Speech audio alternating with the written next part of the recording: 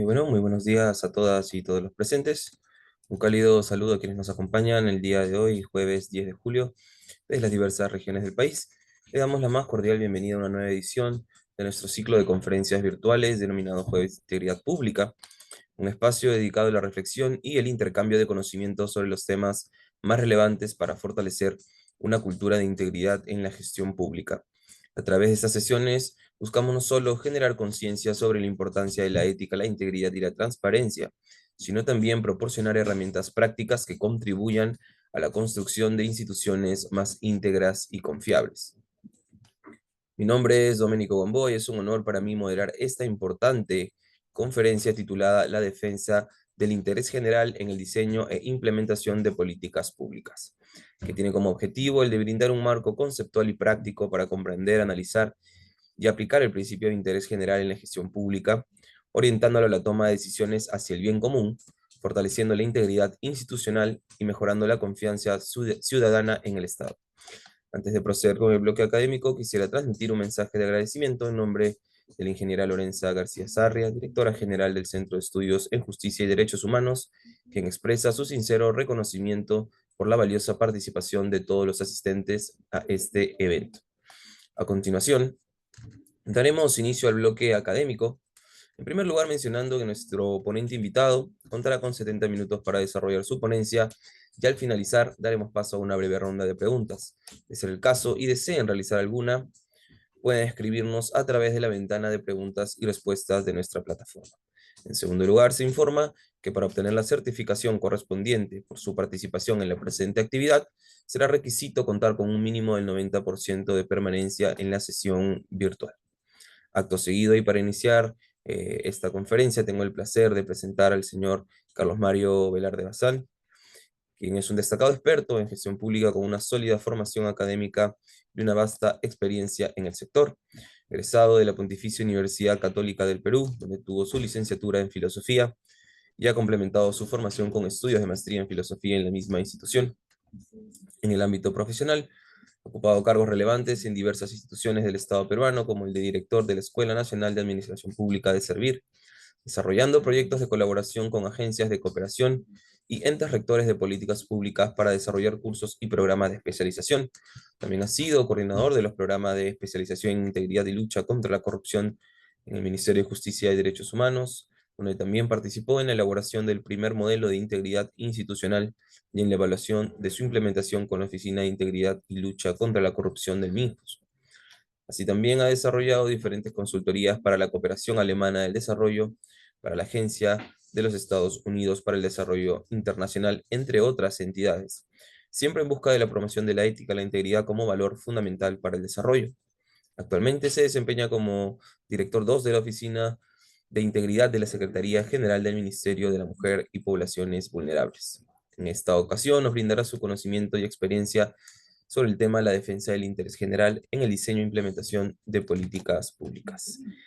Muchas gracias por la disponibilidad, Carlos Mario, y te dejamos a cargo de la sesión del día de hoy. Bienvenido. Muchas gracias, estimado Doménico, por tu tan gentil presentación. Y bueno, para mí es un placer volver a participar de este espacio, el cual valoro muchísimo, como son los jueves de integridad público, ¿no?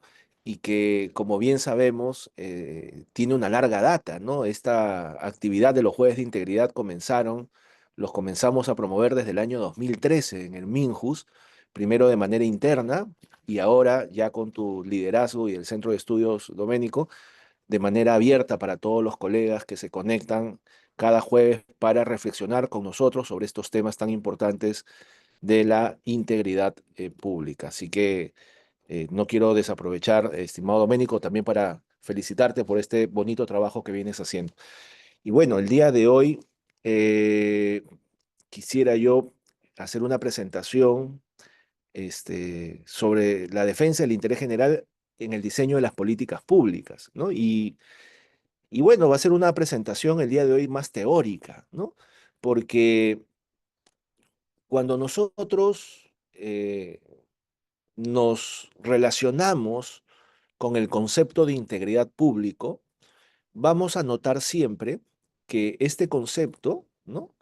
tanto en el concepto de la OCDE como en el concepto de la propia Secretaría de Integridad Pública, el tema del interés general o la defensa del interés general termina siendo el elemento central de la definición de integridad pública, ¿correcto?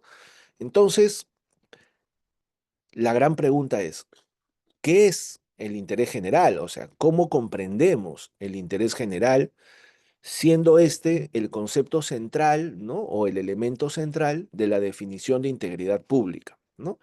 Y por lo tanto, eh, por invitación del Centro de Estudios, he preparado esta presentación que es más reflexiva y más teórica en relación a este concepto del interés general, ¿sí? Y lo primero es, bueno, recordar cuáles son precisamente esas definiciones de las que disponemos sobre integridad pública, ¿no? Y en primer lugar, tenemos la definición de la OCDE, que nos indica que la integridad pública tiene que ver con el posicionamiento consistente y la adhesión a ciertos valores éticos que son comunes, así como al conjunto de principios, normas, ¿no? Destinadas a proteger, mantener y priorizar el interés público sobre los intereses privados. Es decir, en la definición de la OCDE, la integridad tiene que ver con una actuación ética, ¿no? Basada en valores compartidos, ¿no? Que nos llevan, ¿no? Que nos conducen a que podamos nosotros proteger, mantener y priorizar el interés público sobre los intereses privados, ¿ok? Y claro, cuando uno piensa en esta definición, lo primero que se nos ocurre es, bueno, la integridad pública es actuar con ética para gestionar adecuadamente nuestros conflictos de intereses, ¿sí?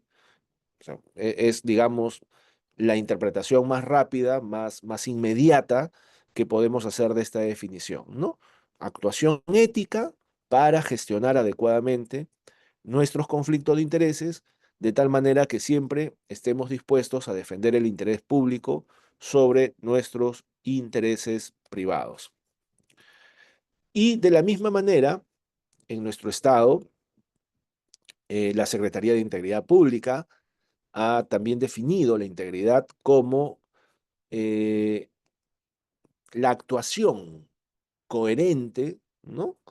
Con valores y principios y normas que promueven y protegen el desempeño ético de la función pública, de modo que los poderes y recursos confiados al Estado se dispongan hacia los fines que se destinaron, asegurando que el servicio público a la ciudadanía esté orientado a el interés general y la generación de valor público. Entonces, en el caso de esta definición, tenemos que, además de actuar con ética, ¿no?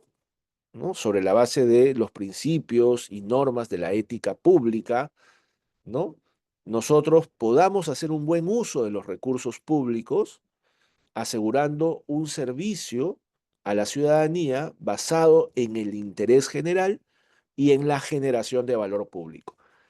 En esta definición, que es más compleja que la anterior, se incorporan dos elementos conceptuales, digamos, que tienen que ver, por un lado, con el buen uso de los recursos públicos para los fines que han sido destinados, y por otro lado, generar valor público.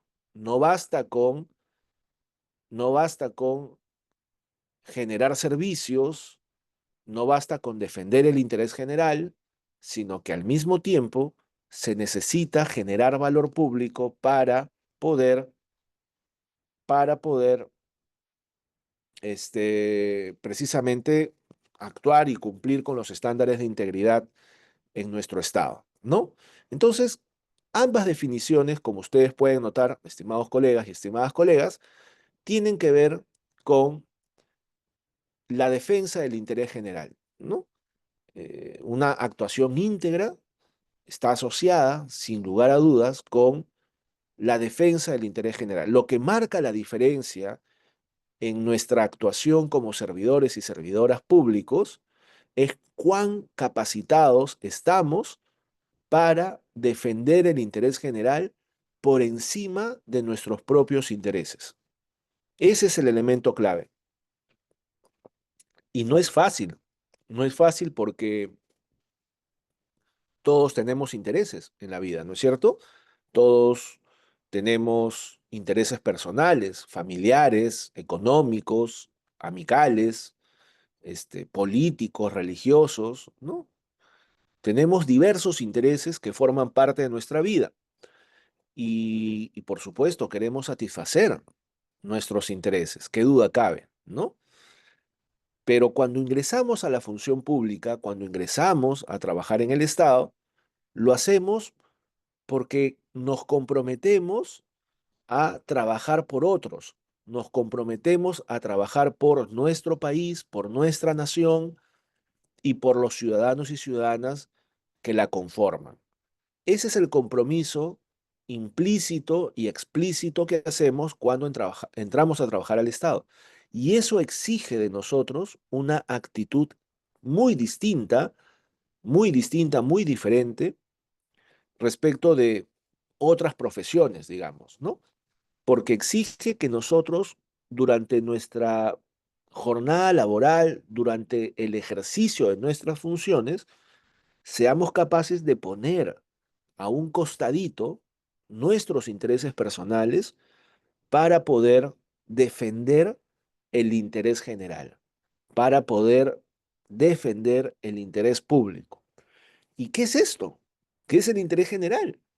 Porque hasta aquí todo bien, ¿no es cierto? Bueno, hay que trabajar entonces en la actitud, hay que trabajar en nuestras conductas, hay que trabajar en nuestras convicciones para que llegado el momento estemos capacitados y capacitadas para defender el interés general por encima de nuestros intereses. Pero, ¿qué es el interés general? Esa es la gran pregunta, ¿no?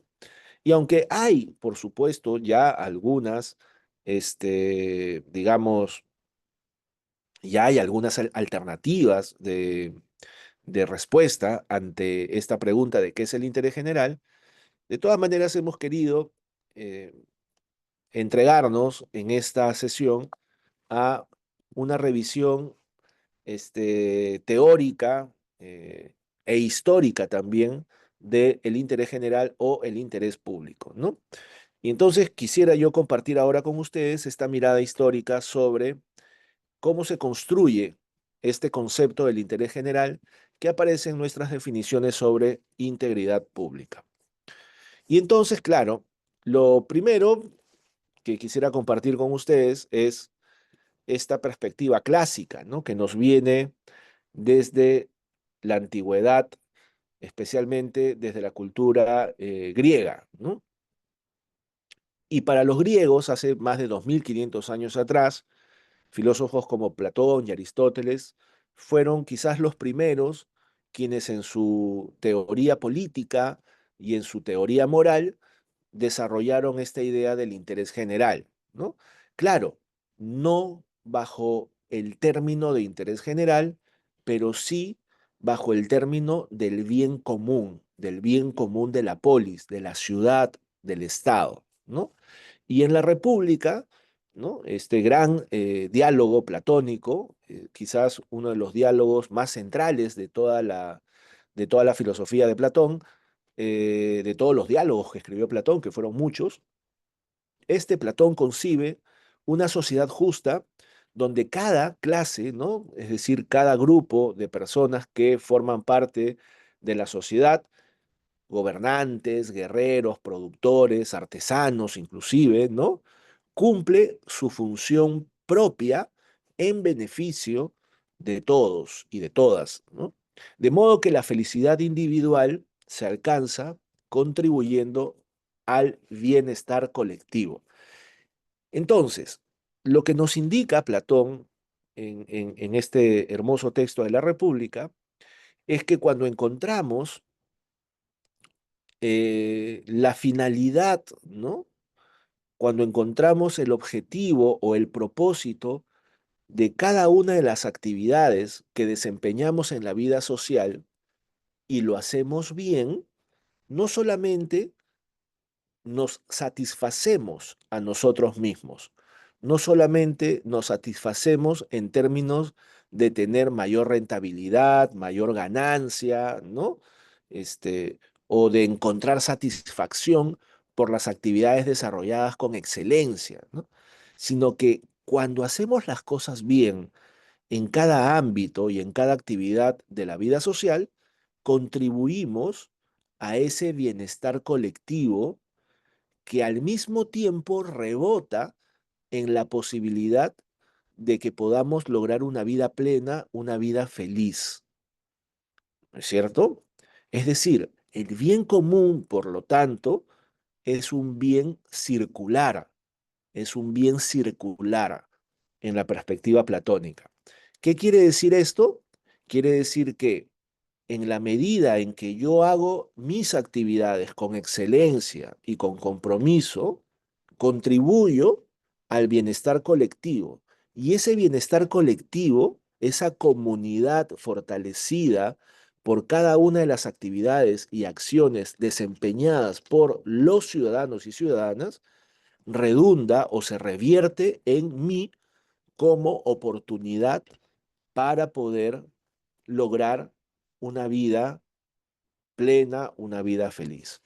Por ejemplo, una sociedad justa en donde todos los miembros, gobernantes, ciudadanos y ciudadanas, empresarios, empresarias, organizaciones de la sociedad civil, etcétera, nos tratamos como iguales y garantizamos el respeto mínimo a la dignidad de todas las personas que forman parte de la comunidad y trabajamos en todo lo que hacemos para proteger esos ideales de la dignidad y los derechos de todos y de todas, entonces nos encontramos en un espacio comunitario, en una sociedad que elige la justicia en las relaciones de sus miembros y garantiza, por lo tanto, la seguridad, la salud, la educación, este, la oportunidad para poder tener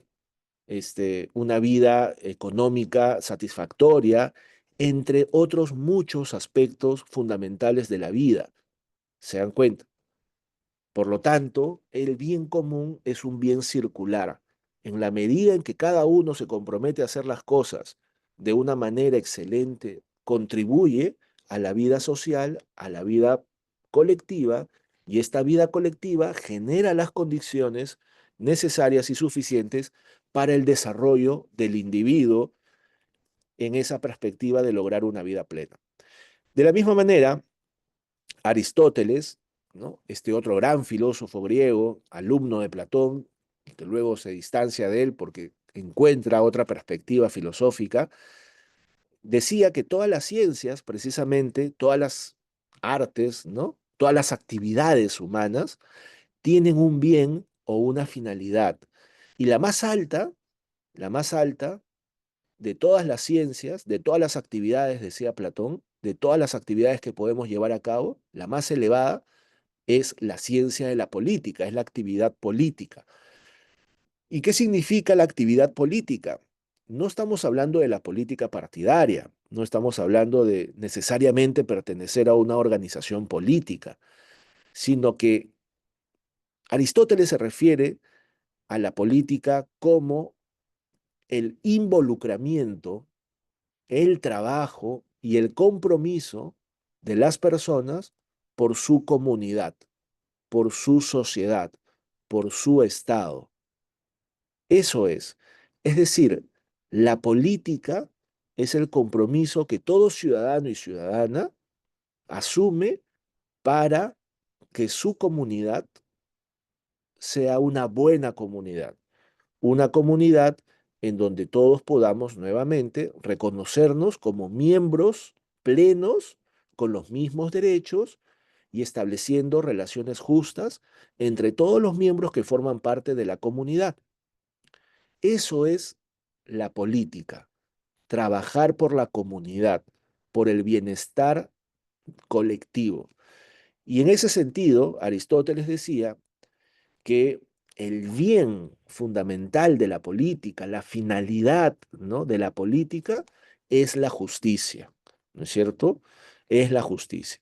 Y la justicia, por lo tanto, representa la utilidad general, es decir, la justicia representa un bien para todos los ciudadanos que forman parte de la comunidad política.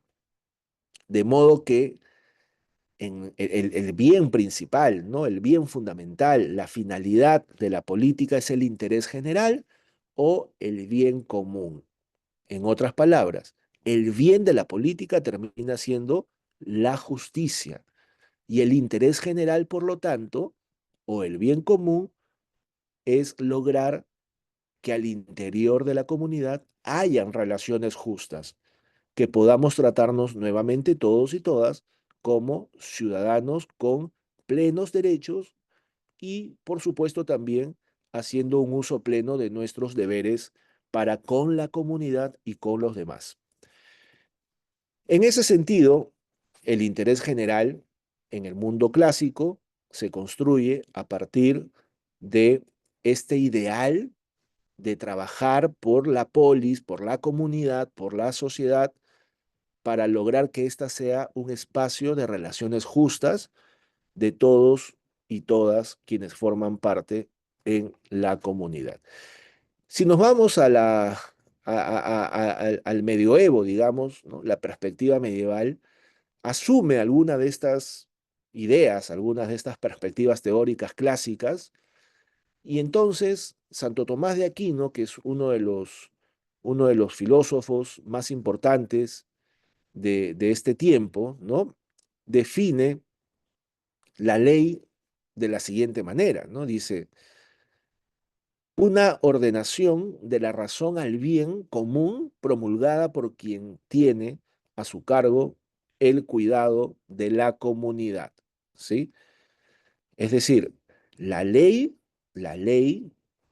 ¿cierto?, es definida en función de este ideal, ¿no?, como un mandato de la razón hacia el bien común, ¿no?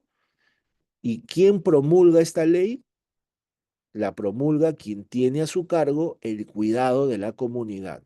En este caso, la autoridad, el gobernante, ¿no?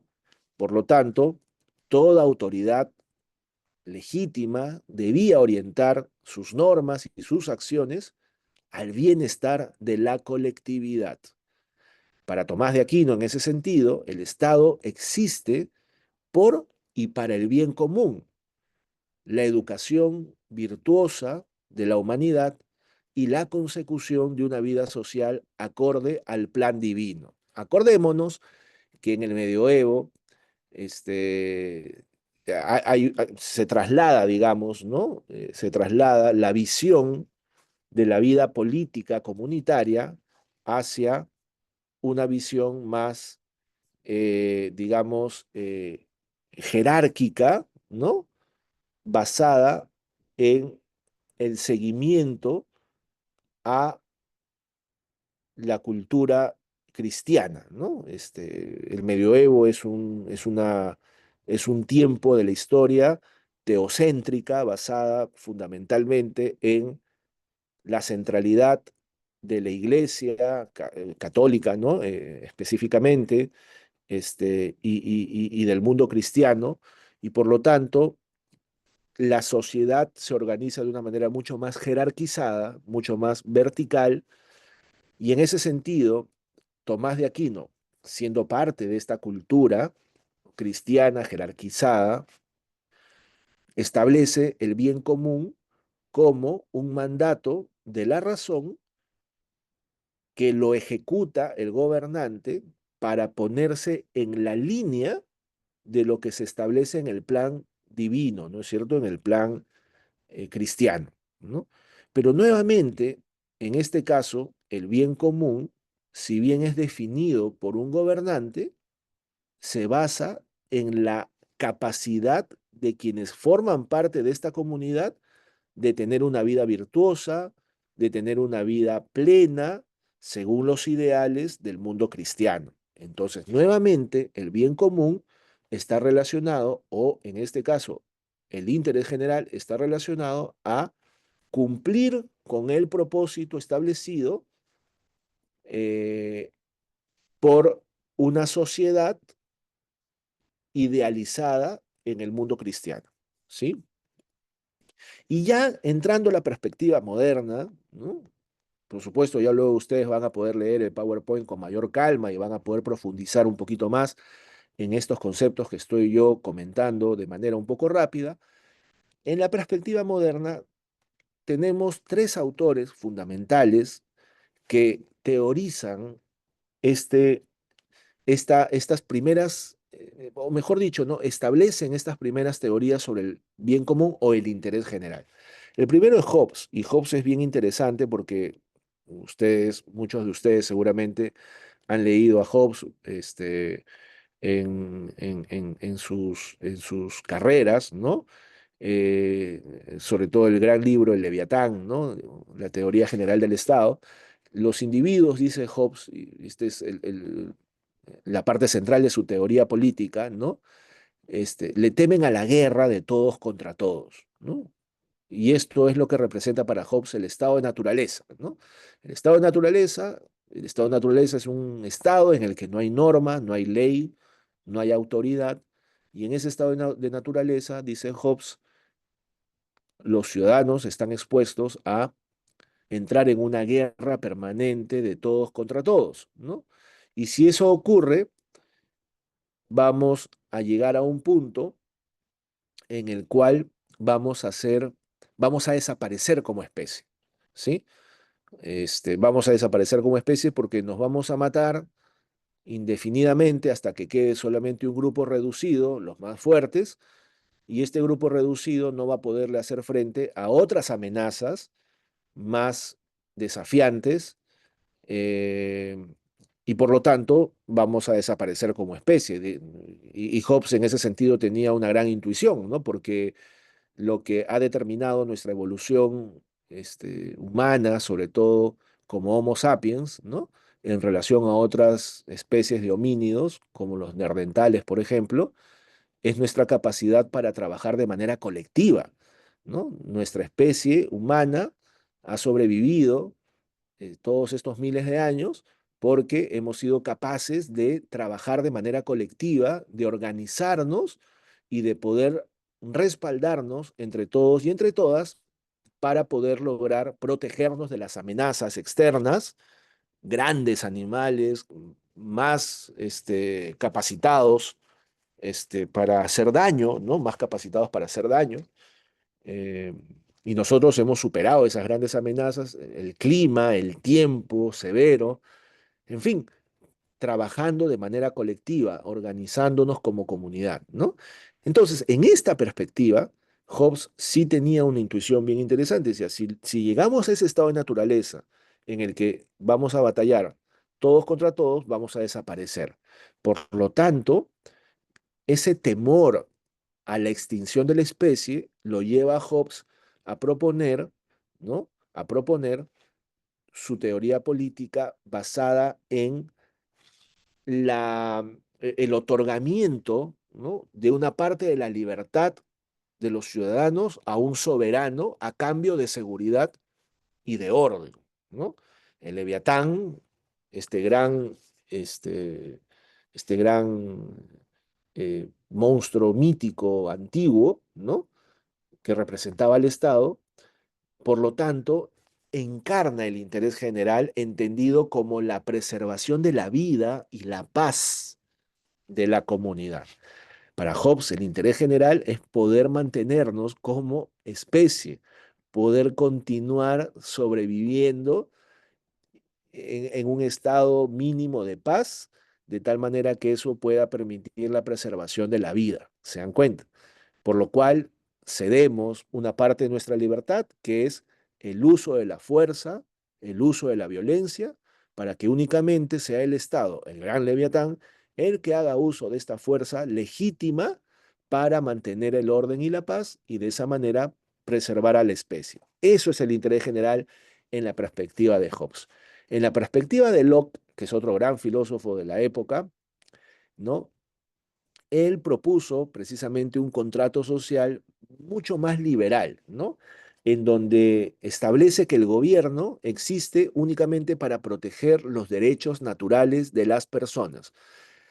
¿Cuáles son estos derechos naturales, consustanciales de las personas? La vida, la libertad y la propiedad, ¿correcto?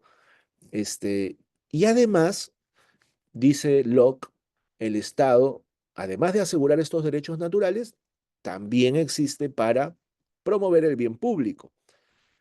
De tal manera que los hombres y las mujeres, por supuesto, acuerdan formar una comunidad política precisamente con el fin de proteger la vida, la libertad y sus bienes. De tal manera que para Locke el interés general se basa en un modo de organización política que proteja estos derechos básicos y naturales como son el derecho a la vida, el derecho a la libertad y el derecho a la propiedad. Y finalmente, en esta perspectiva moderna, Rousseau, ¿no? Ustedes también habrán escuchado mucho sobre Rousseau, estoy seguro, y lo habrán leído. Rousseau plantea que al asociarnos, los individuos dejamos de lado nuestros derechos a la comunidad, ¿no es cierto? Y por lo tanto formamos un cuerpo político guiado por la voluntad general. La voluntad general que representa, en este caso, el interés común auténtico de todos. En ese sentido, Rousseau sí tiene, digamos, una visión mucho más fina del interés público o del interés general que se va construyendo en esta perspectiva moderna y distingue de una manera mucho más fina, ¿no? Lo que implica la voluntad general de la voluntad de todos, ¿no? O lo que sería lo mismo decir, el interés general del interés de todos. Él diferencia ambos conceptos. Y entonces cito, ¿no? Hay con frecuencia gran diferencia entre la voluntad de todos y la voluntad general, ¿no? Esta se refiere solo al interés común, es decir, la voluntad general o el interés general se refiere al interés común, a lo que nos vincula como ciudadanos, mientras que el interés de todos, ¿no es cierto? O la voluntad de todos tiene que ver más bien con los intereses privados y representa la sumatoria de las voluntades particulares, ¿no? Y yo en algún otro momento he dicho, en otras exposiciones, ¿no? En otros espacios, que en efecto, esta idea de Rousseau termina siendo bastante importante, bastante decisiva para comprender el interés general en el desarrollo de las actividades políticas y del Estado en general moderno. ¿Por qué? Porque esta distinción de Rousseau termina siendo clave en el sentido de lo siguiente. El interés general es algo por lo que todos y todas estaríamos dispuestos a dar nuestra vida, a defenderlo con todos nuestros recursos y todos nuestros medios. Mientras que el interés de todos, no, porque el interés de todos es el interés particular que tiene cada individuo sumados o agregados, pero no necesariamente compartidos. De hecho, nunca compartidos, ¿sí? La estadística no necesariamente representa el interés general. La agregación de preferencias no necesariamente representa el interés general, porque el interés general tiene que ver con la constitución de la comunidad en la que nosotros queremos vivir, subsistir y seguir recreándonos. Y ya entramos finalmente a esta última perspectiva contemporánea, ¿no? Y he elegido aquí a un autor únicamente porque aquí sí hay una, digamos, hay un frondoso campo de teorías políticas y filosóficas que definen, ¿no? O tratan de definir el interés general. Yo me he quedado con aquella que ha tenido mayor influencia en estas otras, ¿no? En estas otras teorías políticas, ¿no? Y filosóficas. Y es el aporte que precisamente tiene Rawls. John Rawls fue un filósofo político muy importante, norteamericano, y él replantea el concepto de interés general en términos de un concepto mucho más amplio que tiene que ver con la justicia distributiva. En la teoría de la justicia de 1971 y en su revisión publicada en el año 2001, si no recuerdo mal, o 2000, no, un poco más, 2004, eh, Rawls habla de la voluntad general al estilo de Rousseau, recupera un poquito a Rousseau, pero se imagina un consenso racional llevado a cabo por los individuos quienes asumen un velo de ignorancia para poder elegir los principios justos, válidos para todos. ¿Qué es lo que nos dice Rawls? Dice, para poder determinar aquello que represente el interés de la comunidad, ¿no? En estados modernos, en estados contemporáneos, que son diversos, que son plurales, que tienen distintas formas de comprender el bien y tienen incluso distintas formas de organizarse para defender sus propias posiciones éticas, morales, sociales, políticas, etcétera. Es decir, en un estado altamente diversificado, ¿no? Encontrar el interés general termina siendo un gran desafío. Eso es lo que nos está diciendo Rawls. Un gran desafío, porque ¿cómo es que organizas, ¿no? el interés general en un contexto de tanta fragmentación o de tanta diversidad, ¿no? En donde hay distintas culturas, distintas creencias religiosas, en donde hay distintas, no sé, distintas teorías, ¿no? Eh, científicas, ¿no? En donde hay tanta diversidad. ¿Cómo determinas el interés general ahí? Rawls apela a un método, a una estrategia metodológica para determinar el interés general, apelando al ideal de consenso o de acuerdo racional que ya antes Rousseau había propuesto como contrato social, ¿no? ¿Y qué es lo que hace John Rawls? Dice, bueno, vamos a imaginarnos que nos encontramos en un momento en donde tenemos que acordar qué es ese interés general por el que todos vamos a chambear. Esa es la posición original, el momento de inicio, ¿ok? Para lograr determinar qué es ese interés general, vamos a imaginar que tenemos un velo de ignorancia. ¿Qué significa un velo de ignorancia? Vamos a imaginar que no sabemos quiénes somos, que no sabemos de dónde venimos, cuáles son nuestras vinculaciones, cuáles son nuestros intereses, ¿no? ¿Cuál es nuestra cultura? ¿No? Vamos a imaginarnos que estamos desprovistos de todo aquello que le da sentido a nuestra vida. ¿Correcto? Bien, ese es el velo de la ignorancia. No es como que no sé, no sé si soy de Lima o si soy de Piura o si soy de Cusco o si soy de Puno o de Cajamarca. No sé si soy hombre o mujer. No sé si soy adulto o un adulto mayor, ¿no? No sé quiénes son mis amigos o quiénes son mi familia. Me trato de poner en esa posición, dice Rawls, de ignorancia absoluta de todo lo que es significativo para nosotros. ¿Para qué? Para poder responder a la siguiente pregunta.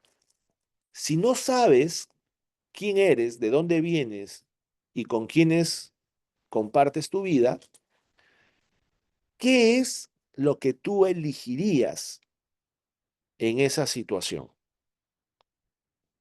Podrías ser rico o podrías ser pobre. Podrías tener educación especializada o podrías no tenerla. ¿Qué elegirías si no sabes en qué grupo social, político, económico te encuentras? Lo que elegirías son principios de justicia que sean válidos para todos, porque no sabes bien dónde te va a tocar estar. Y por lo tanto, esos principios de justicia que son válidos para todos representan, ¿no?, bienes básicos para la vida o bienes primarios para la vida, dice Rawls. Y esos bienes primarios para la vida, que son salud, educación, seguridad, justicia, etcétera, se representan o se desarrollan a través de principios que organizan nuestra vida social.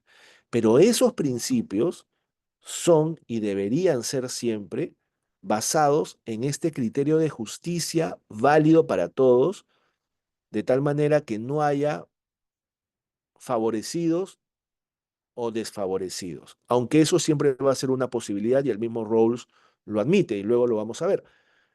Esos principios básicos de justicia que todos elegiríamos si no supiésemos cuáles son nuestras vinculaciones y nuestros intereses son libertades iguales para todos y todas, igualdad de oportunidades para todos y para todas, y respeto a las diferencias, o el principio de la diferencia, para que una sociedad bien ordenada pueda funcionar adecuadamente.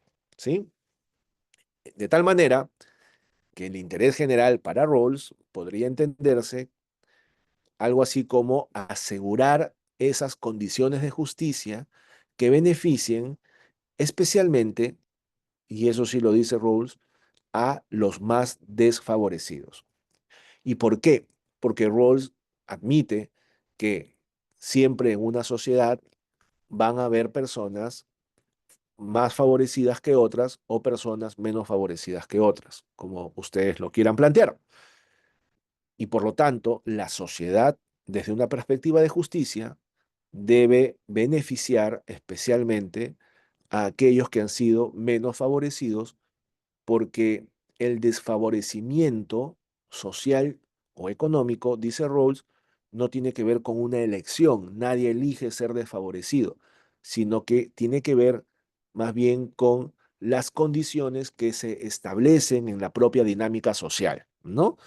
Estamos en un contexto en donde hay pluralidad, hay competencia, hay escasez de recursos y esa competencia logra generar o genera necesariamente situaciones de desfavorecimiento. Por lo tanto, los principios de justicia que vayamos a elegir, si bien tienen que garantizar libertades, ¿no?, oportunidades y respeto a las diferencias, siempre deben estar orientado todo esto hacia los más desfavorecidos de la sociedad. En síntesis, entonces, sobre esta primera parte, el interés general está asociado, por lo tanto, al bien común, a esta idea de que necesitamos pensarnos como una sociedad que está vinculada, ¿no?, por un interés que nos es común a todos y a todas quienes formamos parte de esta sociedad. Ese interés común o ese interés general o ese bien común está muy asociado a la justicia como la condición básica para poder tener relaciones igualitarias, acceso a las mismas oportunidades y por lo tanto también respeto a nuestra vida particular, ¿no? A nuestra vida personal, a nuestras identidades particulares. También está asociado a los bienes básicos que aseguren una vida digna. No podemos lograr una sociedad justa si es que esa sociedad no garantiza bienes básicos para una vida digna. ¿Qué significan esos bienes básicos? Insisto, que los niños y las niñas comprendan lo que leen y sean capaces de resolver problemas lógicos y matemáticos, por decir algo, ¿no? Que los niños y niñas y todas las personas en general sean capaces de poder ir a un centro de salud y ser atendidos de manera oportuna, ¿no? Oportuna, con calidad, con empatía, ¿no? Que podamos lograr tener seguridad, es decir, que podamos caminar por la calle sin estar con miedo o con temor de que algo nos pueda pasar y que la justicia sea oportuna también, que podamos acceder a la justicia para resolver o reparar las afectaciones a nuestros derechos fundamentales. Todo eso forma parte de este paquete de bienes esenciales o bienes básicos que aseguran una vida digna. Por supuesto, hay más, ¿no? El trabajo, eh, ¿no? En fin, ¿no? Hay muchas otras más. Y finalmente, entonces, el interés general representa una garantía de derechos fundamentales de las personas. Lo que representa ese bien común, ¿no? Lo que representan relaciones justas y el acceso a estos bienes primarios básicos para la vida, para el desarrollo de la vida, son derechos. Son derechos que toda persona tiene y que el Estado, por lo tanto, debe estar en capacidad de garantizar, ¿no? De garantizar para todos los ciudadanos y ciudadanas. En ese sentido, por lo tanto, el interés general, haciendo una suerte de síntesis, ¿no? O de caldito Maggi, como diríamos, ¿no? De sustancia, el interés general se concentra en la garantía de los derechos para todos y para todas, de acuerdo a lo que la Constitución dice. Entonces, y ya para ir cerrando esta presentación, ¿no? Y por supuesto dar paso a sus preguntas y comentarios si los hubiera, las políticas públicas tienen un papel fundamental en la defensa del interés general. Si estamos diciendo que luego de todo este excurso histórico y teórico, que seguramente y ojalá eh, estos más de 1.900 personas conectadas, ¿no? hayan seguido con entusiasmo, nos lleva, ¿no? a que el interés general se concentra en la garantía y en la defensa de los derechos fundamentales de todas las personas. Entonces las políticas públicas tienen un papel fundamental porque son aquellas que van a permitirnos generar esos servicios, esos bienes primarios de la vida, ¿no? Esos servicios básicos, a través de los cuales vamos a lograr generar condiciones para que las personas ejerzan plenamente sus derechos fundamentales, ¿no? Y bueno, una política pública, sabemos muy bien que hay distintas maneras de comprender una política pública. Una política pública puede ser comprendida como un camino para resolver problemas públicos, ¿no? Una ruta para resolver problemas públicos, un programa para resolver problemas públicos, ¿no? Un proyecto, ¿no? Un plan, ¿no? Una estrategia. Miren ustedes, tantas maneras de poder comprender esta idea de camino, ¿no? Para resolver problemas públicos. Una política pública también puede ser comprendida como un conjunto de decisiones para resolver problemas públicos, ¿no?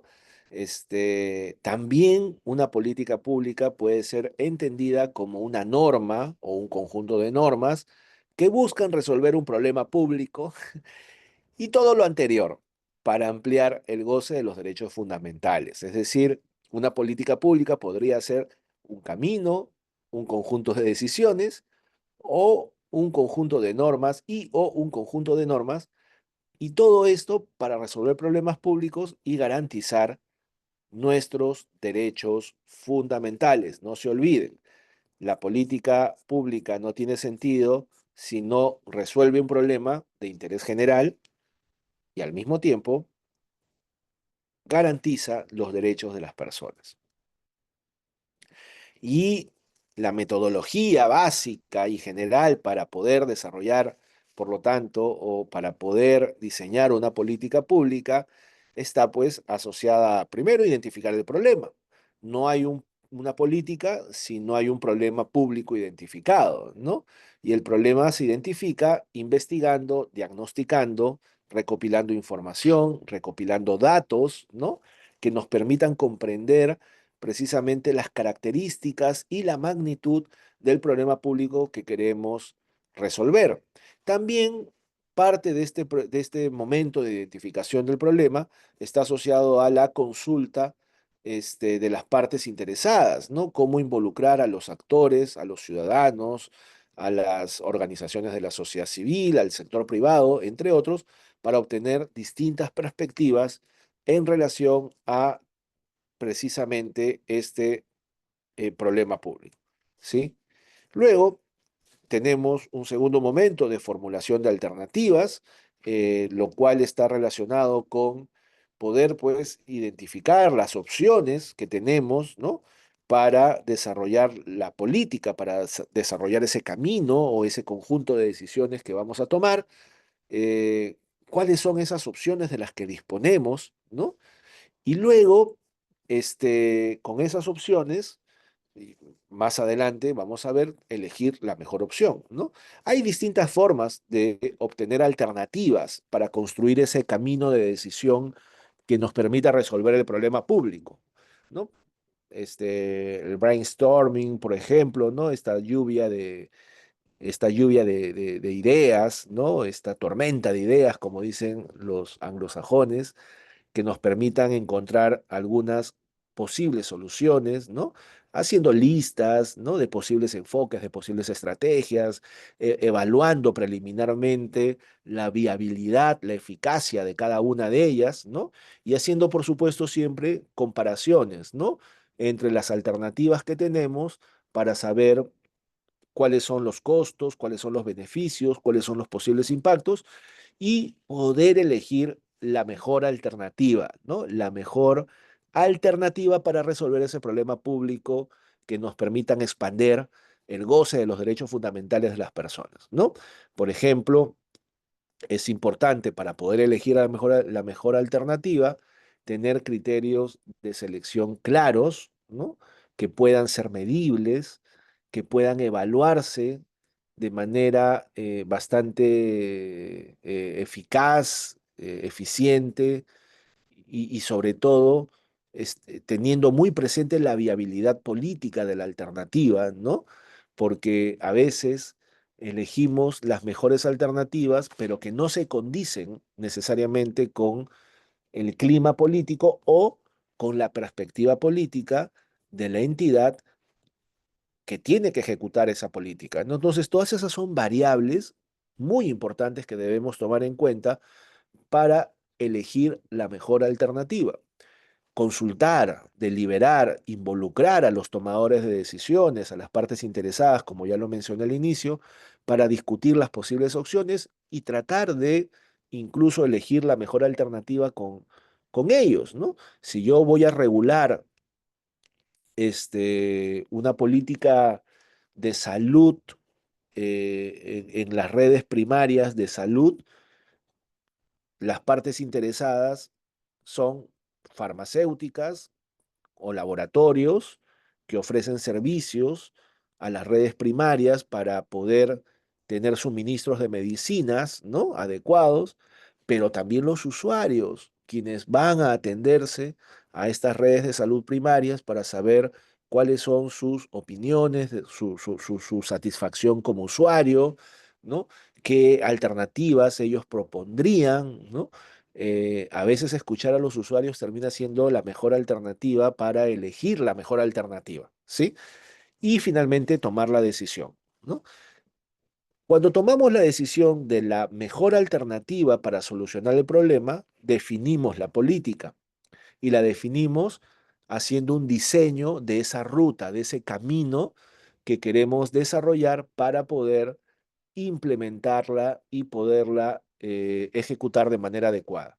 Por lo tanto, es importante definir claramente cuáles son los objetivos, cuáles son las metas, qué es lo que queremos lograr, qué es lo que queremos mejorar ¿no? Y hacerlo de una manera medible, de una manera que podamos establecer metas alcanzables, ¿no?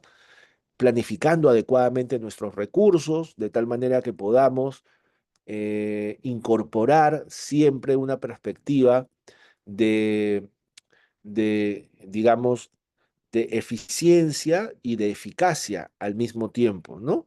De tal manera que hagamos un buen uso de los recursos públicos eh, y logremos adecuadamente nuestras metas u objetivos.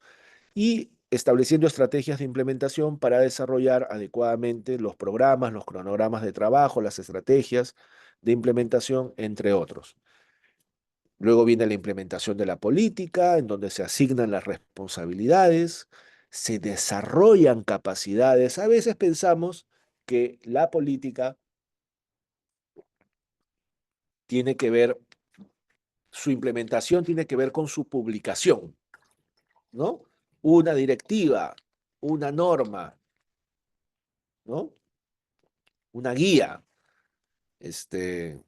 Basta con la publicación y ya quienes tengan que implementar, quienes tengan que ejecutar, quienes tengan que participar, ya verán cómo lo hacen. No, no solamente hace falta asignar responsabilidades, es importantísimo desarrollar capacidades para que quienes vayan a implementar las políticas puedan tener todas las herramientas y las habilidades suficientes para precisamente desarrollar adecuadamente la política. Y por supuesto, monitorear continuamente la ejecución para que estemos dentro de los parámetros establecidos dentro de la organización y podamos cumplir adecuadamente con nuestra misión. Finalmente tenemos el monitoreo y la evaluación de nuestra política, en donde vamos a por un lado, monitorear y hacer seguimiento permanente, pero por otro lado, evaluar el desempeño y el impacto de la política, ¿no? Es decir, cuánto ha contribuido a resolver el problema público y cuánto ha permitido generar un impacto positivo en la vida de las personas, de tal manera que a partir de las evaluaciones que hagamos, podamos hacer las retroalimentaciones y los ajustes necesarios para continuar en la formulación y reformulación de las políticas de tal manera que podamos lograr siempre mejores resultados. Y finalmente, comunicar y divulgar, ¿no? Sobre todo los resultados de nuestra política, ¿no? Publicar con transparencia, ¿no? Cuáles han sido los resultados a los que hemos llegado, ¿no? Cómo involucramos a la ciudadanía para poder hacer el seguimiento y la evaluación continua de la política e inclusive a los propios medios de comunicación para que difundan, ¿no? Lo que hemos logrado y los desafíos y los retos que todavía tenemos para poder seguir trabajando de una manera articulada. En ese sentido, colegas, y he querido hacerlo de esta manera, de una manera muy metodológica, ¿no? Pasar de una perspectiva teórica a una perspectiva metodológica para que ustedes vean cómo el concepto de interés general se encarna y se tiene que encarnar necesariamente en el desarrollo de las políticas públicas, en cada una de las fases, en cada uno de los momentos del desarrollo, del diseño y de la implementación de una política pública.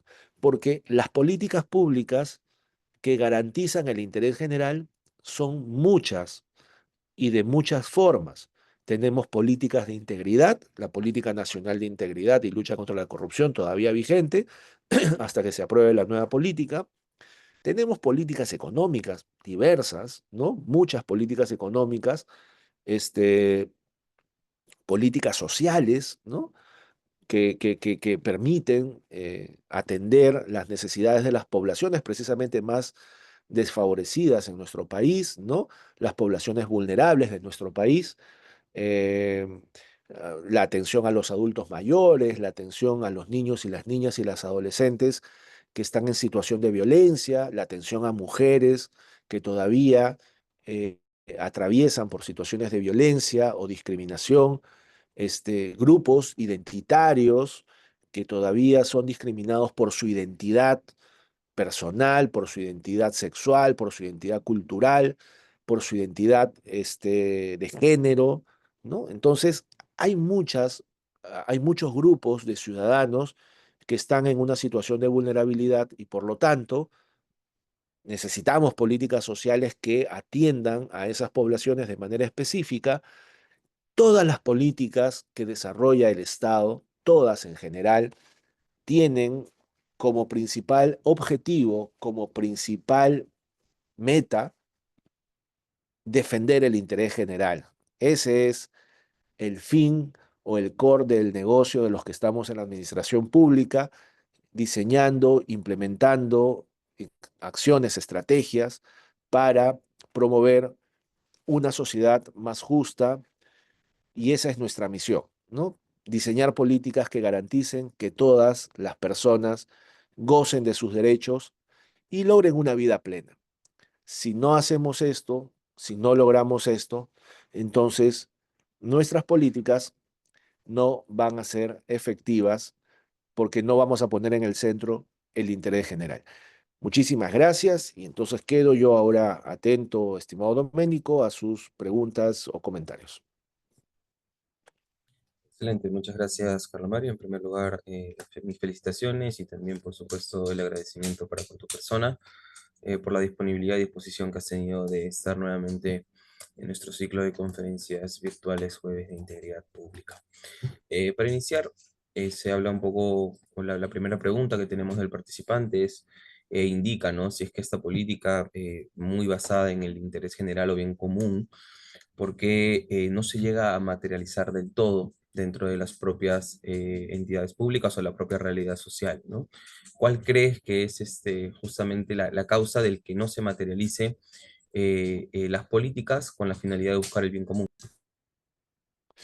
Sí, bueno, gracias, Doménico, por esa pregunta. En realidad, yo creo que la principal amenaza y de cierta manera eh, creo que siempre es una amenaza, ¿no? No solo a nuestro país, sino a todos los estados constitucionales y de derecho, es precisamente la priorización de los intereses individuales o de los intereses de grupo, ¿no? Sobre el interés general, ¿no? Y y sí, cuando hablo de intereses de grupo, me refiero a intereses económicos, ¿no? A intereses de organizaciones específicas que buscan, ¿no? Un determinado beneficio para sí, para su propia organización o para su propio mercado, ¿no? O para su propio público. La fragmentación de los intereses privados o individuales genera un gran riesgo en la defensa del interés general, no solamente por poner un ejemplo, ¿no? Eh, en términos amplios, parte del interés general en un contexto de cambio climático es el cuidado del medio ambiente, ¿no es cierto? Tenemos que proteger nuestro medio ambiente porque estamos en un contexto ya de cambio climático que va a generar mucho impacto y de hecho ya lo está generando en la vida de muchas personas y especialmente de las poblaciones más vulnerables, nuevamente, ¿no? Por lo tanto, parte del cuidado del medio ambiente tiene que ver con la actividad, digamos, la actividad que explota, ¿no? Recursos no renovables, ¿no? Por ejemplo, tala de madera, ¿no? Petróleo, ¿no? Minerales, ¿no? Que cuando no se hacen de manera regulada, organizada y supervisada por el Estado, entonces pone en serio riesgo o profundiza seriamente el riesgo del daño al medio ambiente. ¿Te das cuenta? Y el medio ambiente, por lo tanto, representa el interés general. Entonces, ahí yo estoy tratando de poner un ejemplo de cómo los intereses de grupo, de esos grupos que explotan de manera ilícita la madera en los bosques de nuestro país, o los que hacen extracción de minerales de manera ilegal en nuestro país, o los que hacen extracción de, este, de petróleo y otros recursos minerales ilegal en nuestro país, devasta y está comprobado. O sea, uno entra a Google Earth y mira la Amazonía peruana cómo está siendo devastada por estas organizaciones que actúan basadas en el interés privado o interés de grupo, y por lo tanto termina afectando la posibilidad de ser un país sostenible medioambientalmente. Nuestros hijos, nuestras hijas, dentro de 20, 30 o 40 años, van a tener un impacto mucho más severo de lo que nosotros estamos viviendo ahora en esos términos. Entonces, el gran riesgo, para resumir, es la imposición de los intereses privados o de grupo en base a sus intereses económicos o de poder sobre los intereses de toda la ciudadanía, ¿no? Excelente respuesta. Muchas gracias, Carlos Mario, por justamente responder al participante. Y quizás habiendo algunas preguntas antes de la que voy a hacerte a continuación, pero me parece que como para anexar a la respuesta, la siguiente consulta que te hago es, entendiéndose, ¿no? De que justamente el interés privado es lo que contrapone a que se pueda efectuar de una manera correcta la política pública y por ende también gestionar el tema del bien común. Entonces, ¿cuáles son las estrategias para poder detectar estos intereses particulares o privados, ¿no? Que muchas veces se da dentro de la propia administración pública, que contraponen justamente al interés general, ¿no? Sí, bueno, lo que pasa es que, claro, yo en otra conferencia, no sé si tú recordarás, Doménico, ya hace algunos meses, hablamos sobre las corrientes éticas, ¿no? ¿Te acuerdas? Y decíamos que existen ciertas corrientes que facilitan la toma de decisiones dependiendo de los contextos en los que nos encontremos, ¿no? Eso no quiere decir que la ética sea relativa, no, no, no, sino simplemente que la ética va adaptando algunos criterios de decisión dependiendo de las situaciones y de los contextos, ¿no? Entonces, uno de los criterios éticos que yo comentaba en su momento era el criterio utilitarista, ¿no? Y el criterio utilitarista, que era lo que nos decía, que hay que tratar de siempre generar el mayor beneficio para la mayor cantidad de personas, ¿no? Y yo decía que ese criterio ético eh, se utilizaba mucho en el diseño de políticas públicas, precisamente porque a través de una política pública no se busca necesariamente resolver un problema que le atañe a todos los ciudadanos, ¿no? A veces las políticas son focalizadas, es decir, buscan resolver problemas que se focalizan en una cierta dimensión o en un cierto tema específico que genera daño o impacto a un cierto grupo de ciudadanos, ¿no es cierto? Y por lo tanto la política debe atender esa necesidad de manera específica y no necesariamente de todos y de todas, ¿no? Entonces, en ese sentido, hay que también considerar que es parte de el trabajo que hacemos los diseñadores de políticas, tener esa perspectiva de a quién nos dirigimos, ¿no? ¿Cuál es el problema que está dañando y a quién está dañando para poder tomar la mejor decisión y no como a veces también ocurre, ¿no?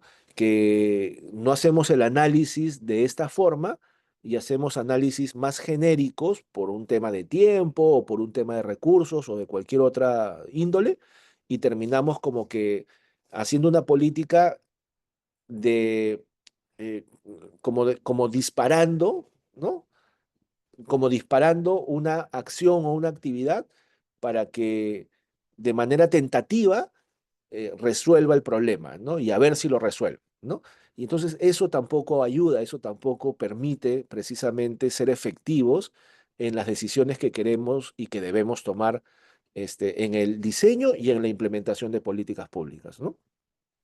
Excelente, muchas gracias por la respuesta. La siguiente consulta que tenemos de un participante es, Precisamente hablando directamente de las políticas, por ejemplo, de integridad, ¿cómo podemos ver que estas son efectivas o cómo se puede medir el impacto que están teniendo? Obviamente teniendo en cuenta de que estas pues sí promueven este interés público y general y también el tema de la integridad y la transparencia dentro de la administración pública. Sí, en realidad eh, es una muy buena pregunta, y me la han hecho además varias veces ya. Y, a ver, yo creo que hay dos maneras de responder esa pregunta, ¿no? Una primera es que la Secretaría de Integridad Pública sí está haciendo cada vez más esfuerzos por eh, dar muestras de el impacto que viene teniendo la implementación, sobre todo del modelo de integridad en las entidades públicas, ¿no? ¿Y cómo lo hace? Lo hace estableciendo un ranking de implementación del modelo en cada entidad, ¿no? Y reconociendo a aquellas entidades que muestran mayor compromiso y mayor liderazgo en la implementación de esta política focalizada que es el modelo de integridad, ¿no? Entonces, ese es un avance. Entonces, tú puedes tener a final de año tu informe en donde puedes mirar, mira, ¿no? Entre todos los ministerios, ¿no? El ministerio A está en el primer lugar, ha logrado llegar a la etapa 3, ¿no? Tiene tanto porcentaje de avance, el ministerio B está en el segundo lugar, el ministerio Z está en el, ¿no? En fin. Entonces tú vas viendo los avances y los retrocesos que también ocurren en las entidades en la implementación del modelo, ¿no? Entonces ahí tienes una primera evaluación que quizás no sea de impacto, pero sí es una evaluación por lo menos de resultados, ¿no? De resultados de implementación de una política que es el modelo de integridad. Lo otro es la implementación digamos, de una evaluación de impacto, es decir, cómo la implementación del modelo va transformando la vida organizacional de cada entidad, va generando una cultura de integridad con la que se identifican los miembros de las instituciones, cuánto, por lo tanto, se ha reducido el número de denuncias por actos de corrupción, cuánto se ha incrementado la satisfacción del usuario con los servicios que brinda la entidad porque son más eficientes, más eficaces, más transparentes. Ya eso es una evaluación de impacto, es decir, que determina cómo ha mejorado y se ha ido transformando hacia mejor una entidad como producto de la implementación de esta política focalizada. Y hacia eso creo que se está yendo todavía, ¿no? No hay todavía una evaluación de esa naturaleza, pero creo que está en la agenda, ¿no? Y eso es importante también decirlo, ¿no? Excelente, muchas gracias, Ana María, por la respuesta. Otra de las consultas que tenemos, yendo al tema directamente de las políticas públicas, un participante lo que nos pregunta es cómo puede aportar, en todo caso, desde sociedad civil a presentar una propuesta de política pública o cómo se podría llegar, ¿no? A poder gestionar una política pública desde sociedad civil. No, esa es una muy buena pregunta. Yo he tenido el honor de trabajar en un proyecto hace unos pocos años, en donde a mí me tocaba precisamente liderar la formación de redes de integridad en regiones del país. Y estas redes de integridad estaban conformadas por organizaciones de la sociedad civil, precisamente, eh, quienes se capacitaban, ¿no? En todos los temas relacionados a la integridad pública y luego se organizaban para poder desarrollar iniciativas que finalmente eran presentadas ante los gobernadores o gobernadoras regionales o también alcaldes municipales para que se puedan implementar. Una de esas iniciativas fueron los estándares de integridad aplicados a las obras públicas, que permitían hacer seguimiento a la ejecución de las obras con una perspectiva de integridad, ¿no? Para que no haya desvío de recursos, para que la obra acabe en los tiempos adecuados, según lo planificado, ¿no? Para que no haya paralizaciones de obras que luego terminan afectando a la población. Y todo eso lo hacían de manera articulada con la autoridad, pero también con los técnicos, con las oficinas de logística, de obras, ¿no? De compras públicas, de las entidades, de los gobiernos regionales. Y el impacto fue bien interesante porque en esas regiones donde se organizaban y participaban y se articulaban estas redes de integridad y trabajaban con los gobiernos regionales, el tiempo de ejecución de las obras disminuyó, pero abismalmente, o sea, mucho más del 50%, lo cual permitía que colegios que antes se construían en 3 o 4 años se terminen por construir en 1 año y 2 o 3 meses, ¿no? Y por lo tanto haya mayor disponibilidad de colegios para niños y niñas, en fin, toda esa ruta que ya me imagino tú y quienes nos escuchan deben ya haber comprendido, se podía llevar a cabo gracias al trabajo de la sociedad civil interesada, capacitada y que trasladaba estas iniciativas y les hacía seguimiento permanente y continuo para que se puedan implementar a nivel de estas entidades públicas, ¿no? Correcto, muchas gracias, Carlos. Estamos llegando al final. Vamos a ir con unas últimas preguntas de los participantes. Un siguiente participante nos consulta respecto a la formación desde la educación primaria, secundaria y luego la formación a nivel universitaria. Si se considera que es tan importante también la propia formación ética dentro del desarrollo del ciudadano, justamente en aras de llegar a un punto de promover el interés común, el interés general al privado. Sí, por supuesto, claro que sí. Es muy importante que los ciudadanos y ciudadanas nos formemos, ¿no?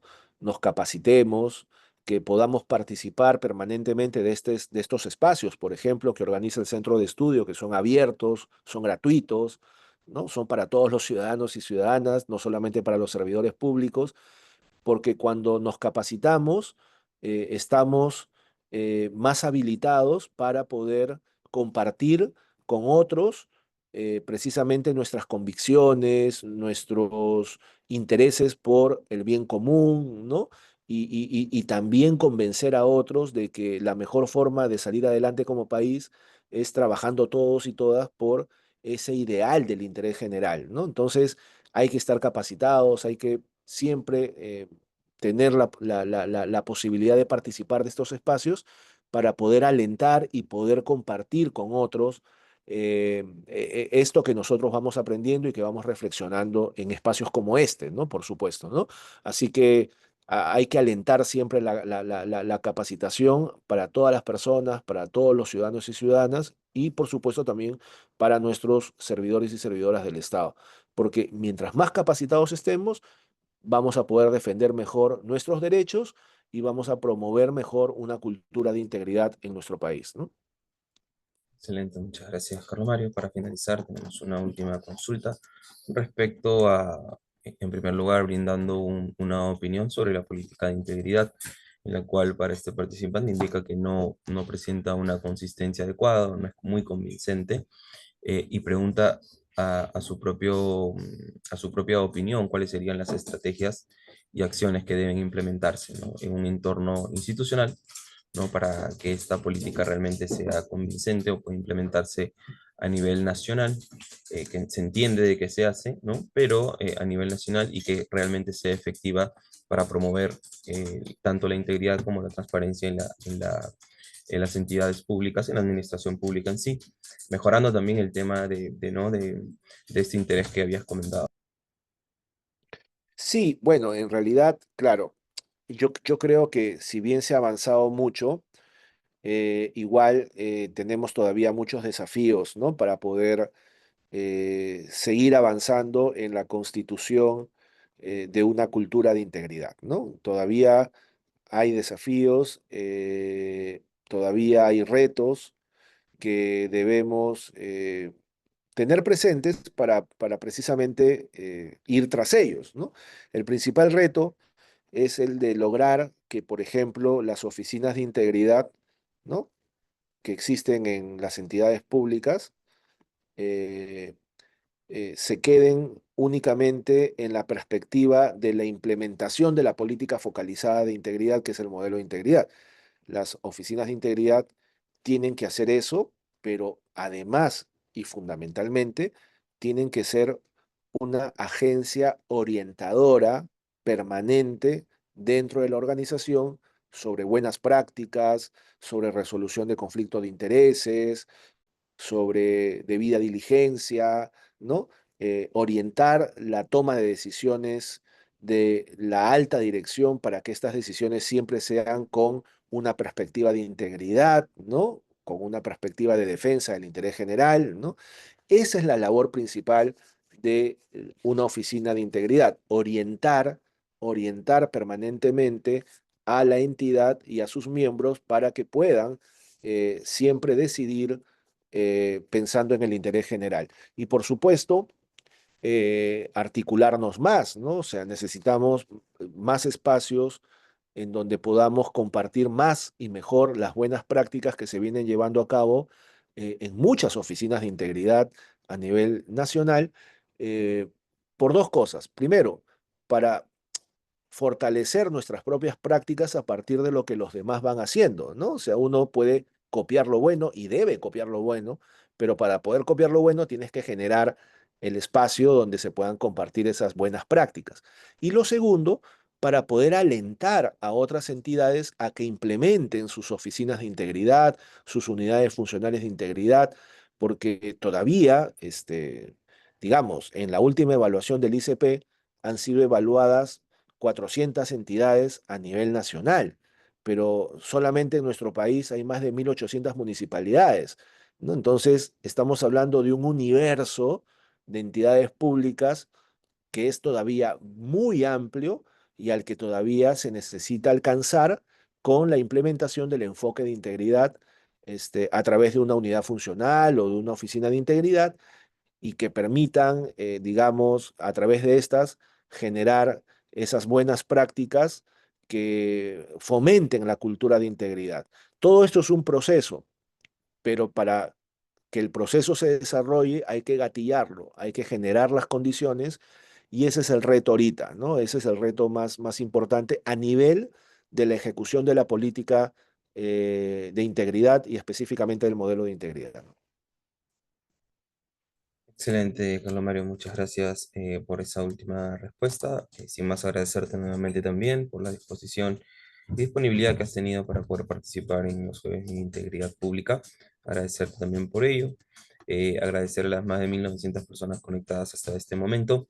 En nuestro chat hemos enviado información relevante también respecto a cursos gratuitos en base también a toda la información y recursos académicos que tiene el Centro de Estudios para compartir a servidores y funcionarios públicos como público en general, en conferencias, seminarios, cursos y otras opciones formativas a través de la plataforma virtual. Así también estamos compartiendo en pantalla nuestra próxima conferencia que tenemos el día de hoy sobre inteligencia emocional como habilidad blanda y manejo de emociones en una audiencia de mediación. Así que bueno, sin más, queríamos agradecerte nuevamente, Carlos Mario, y que puedas cerrar con una última reflexión respecto al tema abordado el día de hoy. No, muchas gracias en primer lugar, Doménico, por la invitación nuevamente. Extrañaba este espacio. Y bueno, nada, solamente decirle a todos nuestros colegas que nos acompañan el día de hoy que eh, sí, es verdad, tenemos que tener conocimientos, tenemos que tener capacidades, ¿no?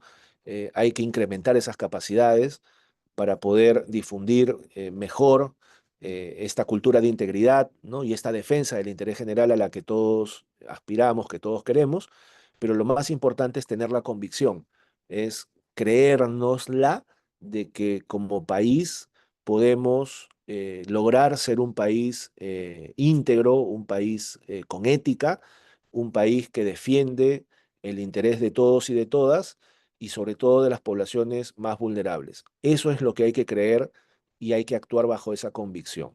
Si lo tenemos, en buena hora, creo que vamos por buen camino, y si no, la convicción siempre se puede fortalecer mediante la reflexión crítica a través de espacios como este del Centro de Estudios. Muchísimas gracias y toda mi buena vibra para ustedes, colegas. Gracias, Carlos Mario, y gracias a todos los participantes. Con nosotros será hasta el próximo jueves. Que tenga una excelente tarde.